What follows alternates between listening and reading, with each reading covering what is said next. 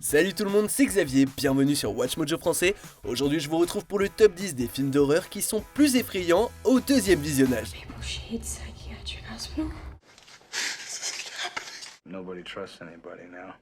Pour cette liste, on va examiner les films d'horreur qui rendent le second visionnage encore plus effrayant, malgré le fait qu'on connaisse déjà l'intrigue. Il y aura bien sûr des spoilers majeurs. Est-ce que tu connais d'autres films d'horreur qui sont presque meilleurs la seconde fois? N'hésite pas à nous les dire dans les commentaires. Numéro 10, Midsommar.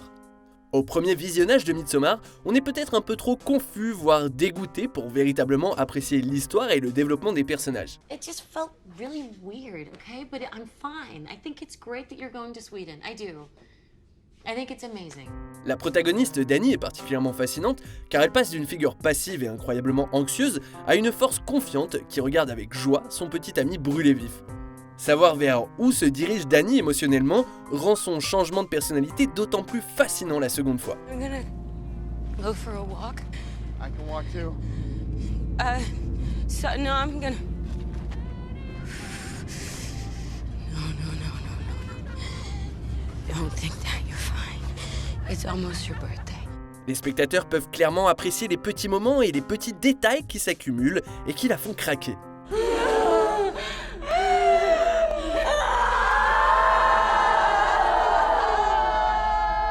Et la performance envoûtante de Florence Pugh est très certainement une motivation suffisante pour un second visionnage. Numéro 9, Us.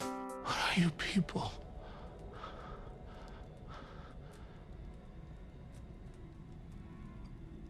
We're Americans.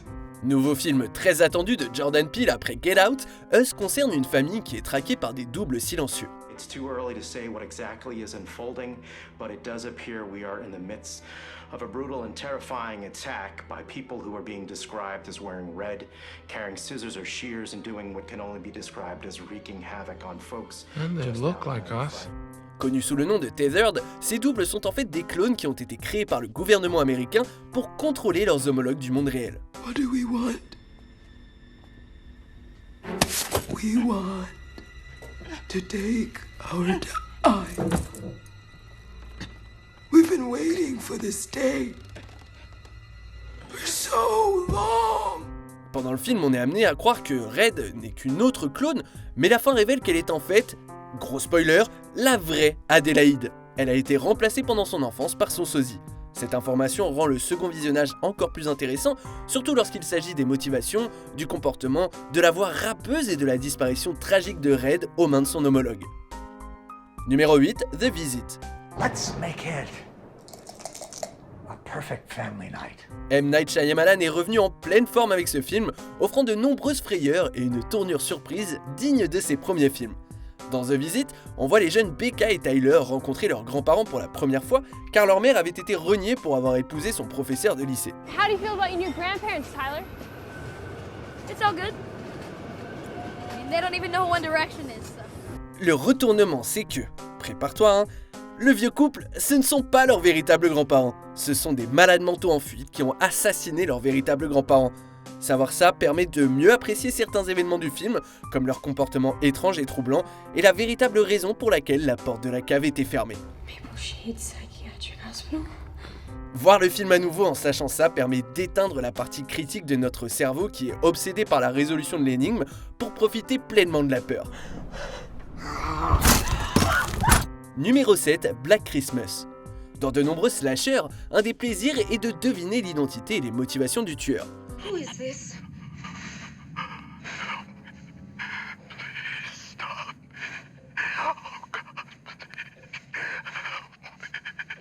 Black Christmas est unique car le film ne révèle jamais cette info.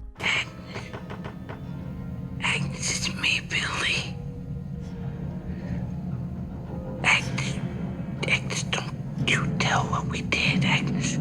Bien que nous sachions que le tueur se fait appeler Billy, l'équipe de réalisation a intentionnellement omis son identité, son apparence physique et ses motivations dans l'espoir que le mystère renforce la peur. Le film contient également une tournure assez célèbre dans laquelle les appels téléphoniques obscènes se révèlent provenir de l'intérieur de la maison, une histoire basée sur une célèbre légende urbaine appelée la babysitter et l'homme d'en haut. He says the calls are coming from number 6 Belmont Street.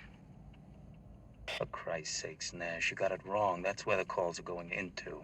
That's where they're coming from too, sir. Savoir ça et savoir que le tueur ne sera jamais révélé, ça rend les événements du film d'autant plus terrifiants. Numéro 6, L'antre de la folie. Ce film, malheureusement peu apprécié de John Carpenter, met en scène Sam Neill dans le rôle de John Trent, un enquêteur d'assurance chargé de retrouver le romancier d'horreur disparu Sutter Kane. Les histoires de Kane provoqueraient la folie chez ses lecteurs. Read it if you don't believe me. See what I have in store for you.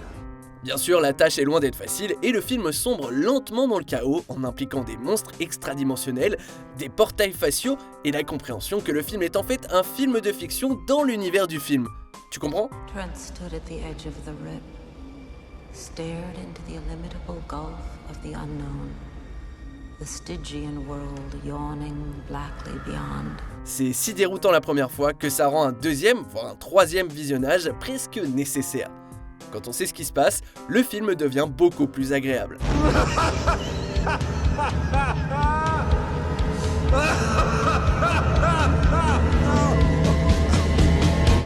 Numéro 5, Don't Breathe, La Maison des Ténèbres.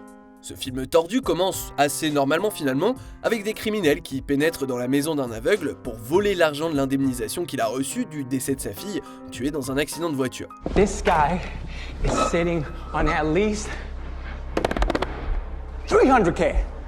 Boom! Ça devient bien sûr beaucoup plus cauchemardesque.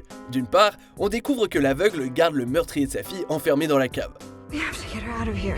No, Rocky, we don't have time. C'est déjà assez dérangeant. Mais en plus, on découvre qu'il l'a mise enceinte dans l'espoir qu'elle lui donne un enfant en 2 remplacements. I promised I would set her free just as soon as she gave me a child. Ça donne vraiment un autre aperçu des événements du premier acte, et ça nous oblige à repenser la moralité de toutes les personnes impliquées. Numéro 4, L'échelle de Jacob.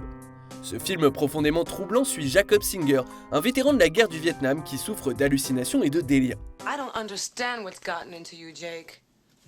You're not acting normal.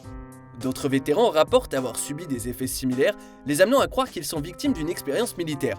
La vérité est bien plus horrifiante. Jacob est mort au Vietnam, et tout ce qu'il a vécu au long du film était la tentative de son esprit de donner un sens à sa propre mort. What is happening? Get me out of here. There is no out of here.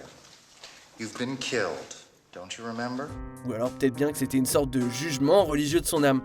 Quoi qu'il en soit, les événements n'étaient pas réels. Comprendre ça, c'est à la fois libérateur et terrifiant. Libérateur parce que ça nous permet de profiter de l'horreur sans plus analyser le film, et terrifiant parce que ça rend le tout beaucoup plus sinistre. You've done it to yourself this time, haven't you? Numéro 3, The Thing. L'horreur de ce film provient de ne jamais savoir qui est la chose. I don't know what the hell's in there. It's weird and pissed off, whatever it is. Pour ceux qui n'ont pas vu ce classique, il s'agit d'une créature extraterrestre qui tue les gens et imite ensuite leur apparence. Ainsi, tous ceux qui vivent dans cette base en Antarctique deviennent extrêmement paranoïaques car ils se suspectent les uns les autres. Nobody trusts anybody now. La vérité est lentement révélée tout au long du film alors que certains personnages deviennent des victimes de l'extraterrestre et meurent. Un deuxième visionnage est agréable car il nous permet de remarquer les petits détails et les changements de caractère qui révèlent bien subtilement que la personne est infectée.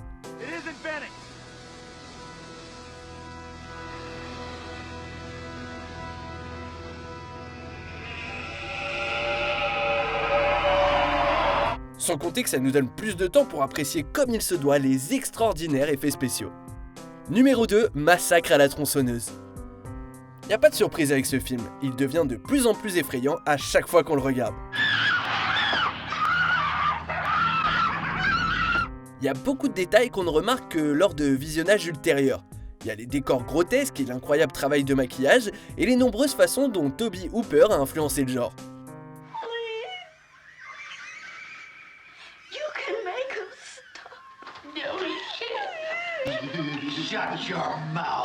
Un second visionnage permet également de savourer la lente mise en place de l'histoire, parce qu'on sait bien que tous les personnages rencontrés sont dans le coup, y compris l'excentrique du début et le sympathique propriétaire de la station-service.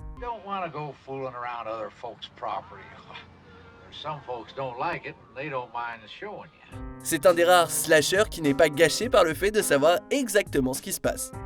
On arrive presque à la fin. Nous publions de nouvelles vidéos chaque jour, alors avant de continuer, abonne-toi et active la petite cloche et les notifications sur téléphone pour ne rien rater. Numéro 1, Saw. On se souvient de Saw pour son côté gore, mais on a aussi tendance à oublier à quel point le premier film était bien écrit. On apprend que Jigsaw aime observer ses victimes et on nous fait croire que Zep est le tueur. Cependant, il est brillamment révélé que Zep n'est qu'une autre victime et que le vrai tueur au puzzle était allongé dans la pièce avec Adam et Lawrence pendant tout ce temps. Hello, Mr. Hindle. Or as they called you around the hospital. Zep. C'est un des twists les plus célèbres de l'histoire des films d'horreur et il mérite largement un second visionnage. Connaître tous les indices et voir comment ils s'imbriquent les uns dans les autres permet de vraiment apprécier la qualité du scénario. Et de savoir en plus qu'une énorme franchise en a découlé, c'est aussi un bon motivateur pour un revisionnage. Game over. Que penses-tu de notre sélection ? Dis-le nous en commentaire et check cette autre super vidéo de Watch Mojo français.